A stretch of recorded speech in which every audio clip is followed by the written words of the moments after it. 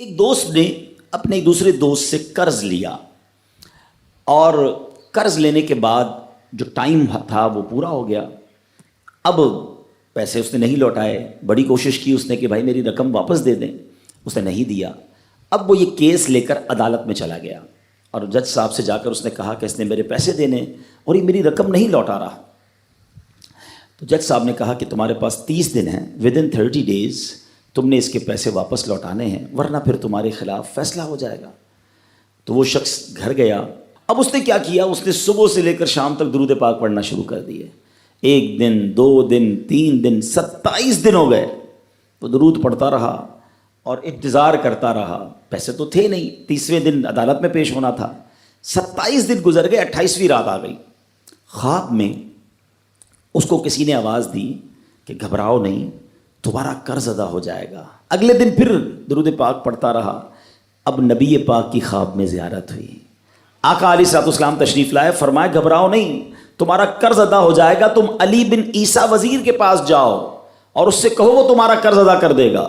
اب جب صبح اٹھا تو بہت خوش کہ نبی پاک کی زیارت مجھے ہو گئی.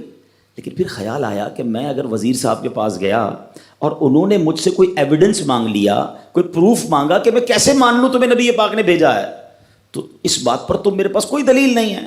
اب 30ویں رات آ گئی, آخری رات ہے, صبح عدالت میں جانا ہے. درود پاک پڑھتے پڑھتے سو گیا. سرور کائنات علیہ الصلوۃ والسلام نے خواب میں پھر کرم فرمایا.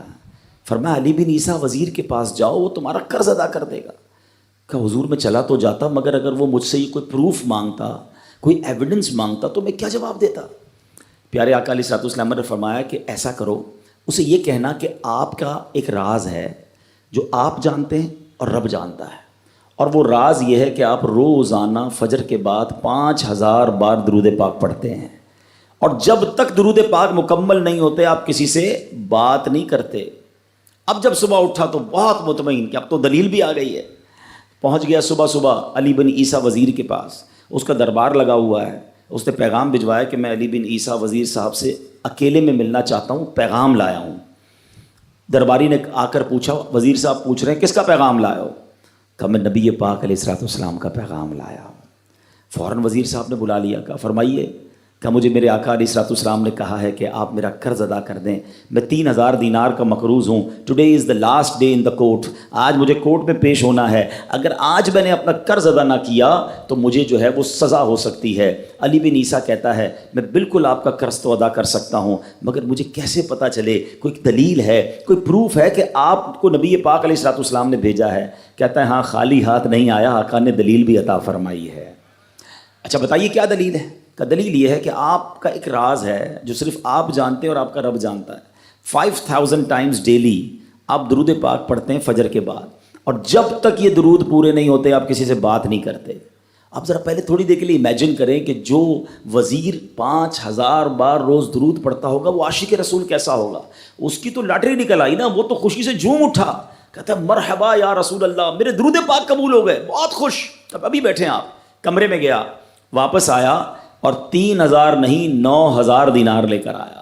کہتے 3000 تو نبی پاک کا حکم, مرحبا یا رسول اللہ, 3000 اور لیجئے, آپ نے اتنی اچھی خبر مجھے سنائی, اتنا پیارا خواب سنایا, آپ کے قدم میرے گھر تک آئے, اور 3000 مزید لے جائیے, اس سے اپنے بچوں کے لیے کوئی کاروبار شروع کیجئے, اور ایک وعدہ بھی کیجئے, زندگی میں آئندہ جب بھی آپ کو کوئی ضرورت پڑے گی نا, آپ میرے پاس آئیں گے, میں آپ کا بھائی ہوں. اب یہ دیوانہ بڑا خوش ہو کر عدالت پہنچا. اچھا everybody expecting over there, سب یہ سوچ رہے تھے کہ یہ اس نے آج گرفتار ہی ہونا ہے, کیونکہ تھا ہی کچھ نہیں اس کے پاس, پہلے ہی کہہ دیا تھا کہ میں کولیپس ہو گیا ہوں. اب عدالت میں جاتے ہی اس نے 3000 دینار جج صاحب کو دے دیے کہ صاحب اس کا میرا قرضہ ادا کر دیں, میں جو ہے وہ اپنے قرضے سے بری ہونا چاہتا ہوں. جج صاحب ہوتے ہیں, انہوں نے کہا قرضہ تو ادا کر دیں گے, پہلے بتاؤ پیسے لائے کدھر سے ہو؟ تم تو کہتے تھے پیسے نہیں تھے تمہارے پاس, اتنی بڑی رقم کیسے انتظام کی؟ اب بھری عدالت میں گویا اس نے زبان حال سے یہ کہا کہ اتنا دیا سرکار نے مجھ کو, اتنی میری اوقات نہیں، یہ تو کرم ہے ان کا، ورنہ مجھ میں تو ایسی بات نہیں۔ اب اس نے بھری عدالت میں پورا واقعہ سنایا کہ میں نے تو کچھ نہیں کیا، آقا خواب میں تشریف لائے، میں وزیر صاحب کے پاس گیا، انہوں نے یہ پیسے دیے۔ سنو اس زمانے کے جج بھی کیسے ہوتے تھے، وہ جج دوران عدالت اپنے کرسی سے اٹھ کر کمرے میں چلا گیا، تھوڑی دیر بعد جج صاحب واپس آئے اور 3000 دینار اس کے ہاتھ میں دیتے ہیں۔ کیا سارا ثواب علی بن عیسیٰ لے جائے گا؟ میں بھی تو آقا کا امتی ہوں، تمہارا قرضہ میں ادا کرتا ہوں۔ اچھا، اب جس نے کیس کیا تھا، سبحان اللہ، کیا ماحول تھا، کیا انداز تھا، کیا دل تھے، وہ بھی تو دیکھ رہا ہے، کہتا ہے میں بھی تو آقا کا امتی ہوں، رکے ذرا، کاغذ قلم دیجئے، بندے کو میں قرضہ ہی معاف کر دیتا ہوں۔ اچھا، قرضہ ہو گیا معاف۔ اب جو 3000 جج صاحب نے دیے تھے، وہ بندہ کہتا ہے جج صاحب ہوں واپس لے لو، میرا تو قرضہ ہی ادا ہو گیا۔ تو جج صاحب کہتے ہیں جو پیسے آقا کے نام پر نکال دیے میں نے واپس نہیں لینے، یہ سارے تم ہی لے جاؤ۔ اب یہ 12000 دینار لے کر یہ عاشق رسول جھومتا ہوا اپنے گھر پر جا رہا ہے۔ اے میرے پیارے اسلامی بھائیوں، ایک رات پہلے ایک سنگل پینی اس کے پاس نہیں ہے، اور اگلے دن 12000 دینار ہیں۔